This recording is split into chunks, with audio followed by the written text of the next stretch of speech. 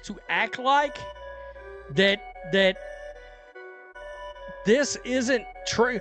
I don't understand the point of trying to say, oh, there's just no way.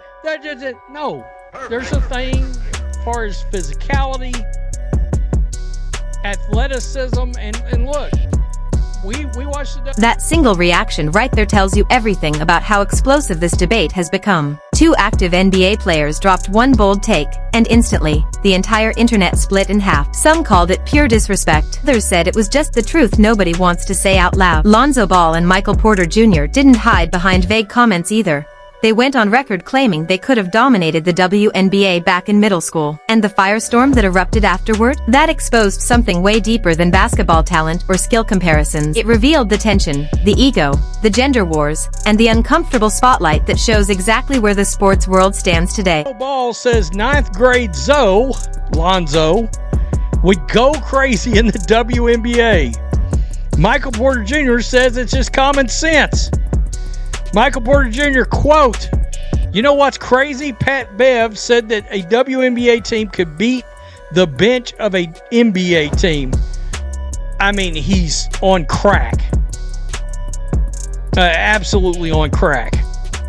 Lonzo Ball, quote, I'm going to give you the most honest answer right now.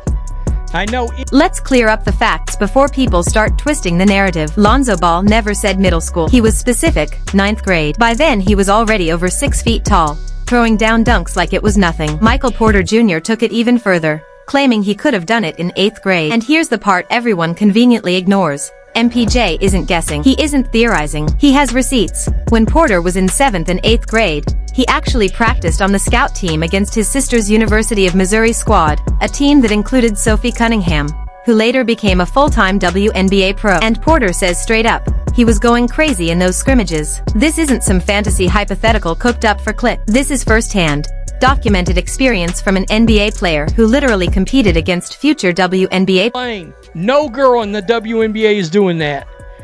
I'm going back door, throw it up. I'm looking like Jordan out there.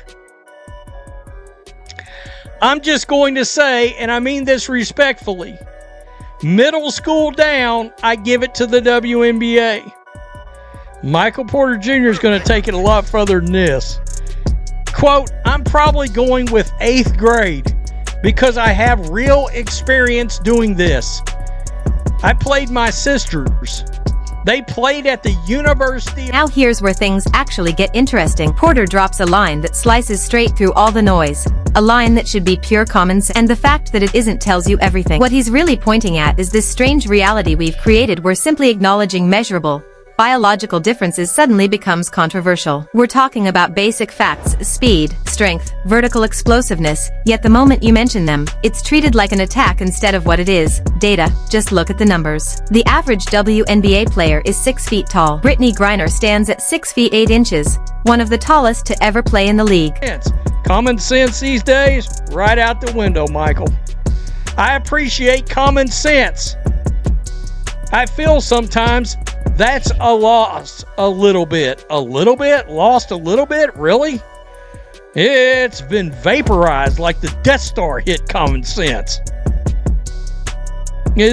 Common sense is called Alderaan. They blew it to pieces. They've tried to. Meanwhile, step into any competitive high school gym in America during boys basketball season. You'll watch 15-, 16-, and 17-year-olds casually throwing down dunks and warm-ups like it's routine. No spotlight, no special coverage, just kids jumping out of the gym. The athleticism gap isn't subtle, it isn't slight, and it definitely isn't imaginary. It's massive, measurable, and universally understood by anyone who's ever watched both levels side by side. And before anyone tries to twist this into some attack on women's basketball, let's make one thing absolutely clear. This debate has never been about skill. WNBA players possess elite footwork, high-level basketball IQ, world-class shooting form, and pro-caliber court vision. Lonzo and Porter aren't claiming these women lack talent. They're pointing out a simple physical truth, that once males hit a certain age, the jump in speed, strength, and explosiveness creates advantages that pure skill alone can't cancel out. It's biology meeting basketball reality. A comeback. It's making a comeback. And there are people furious with both of these guys right now. That that they're saying 7th, 8th, and 9th grade boys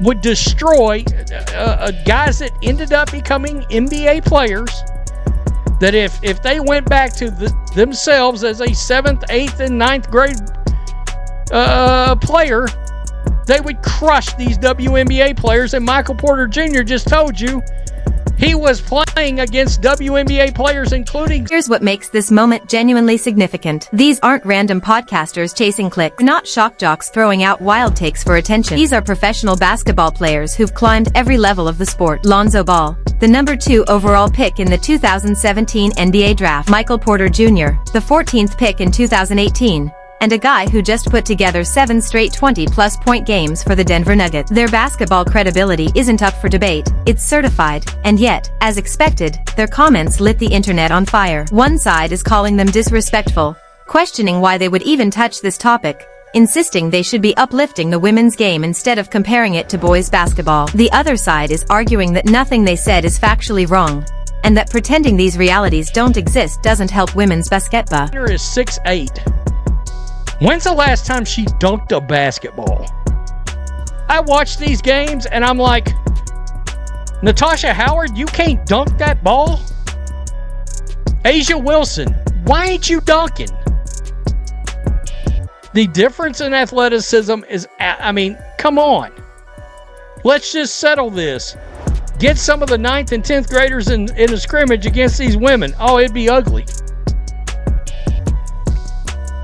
I'd say look at Mikey Williams. Let's address the part of this debate that Porter hinted at but didn't fully break down. When he mentioned men entering women's sports by putting on a wig, he was referencing the broader controversy surrounding transgender participation in women's divisions, a topic that has already reshaped multiple sports conversations across the world. Seen this debate explode in swimming, highlighted by the case of Leah Thomas. Similar conversations have surfaced in track and field, cycling, powerlifting, and even combat sports. And the pattern that keeps fueling public discussion is the same. Athletes who competed as males earlier in life may retain certain physiological advantages: height, muscle density, bone structure, lung capacity, strength developed during testosterone-driven puberty. These factors can influence performance outcomes even after transition, which is why governing bodies across sports are constantly revisiting their rules, testing standards, and fairness policies. This isn't about questioning the effort, talent, or dedication of female athletes. They train at the highest level, and their skill isn't in doubt. The tension comes from how these inherent physical differences intersect with competitive fairness. And that's exactly why this entire debate feels so charged.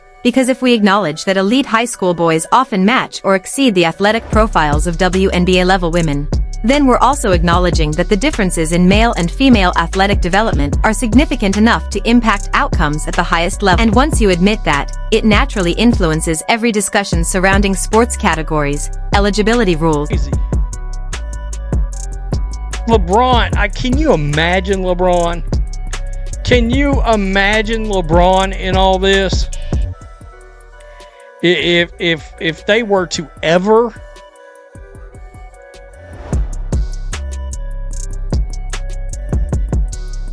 I mean, come on. It would be a serious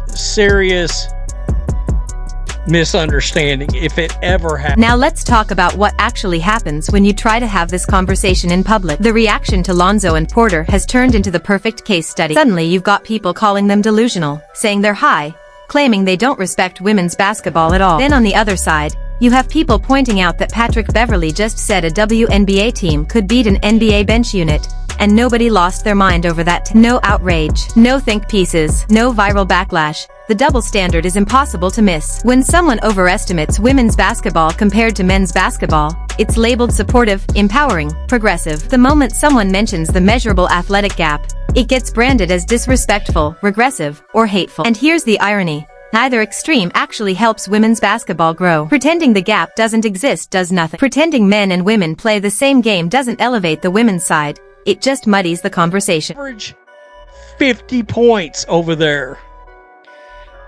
Michael Porter Jr. last 7 games. 25, 34, 24, 21, 25, 28, 32.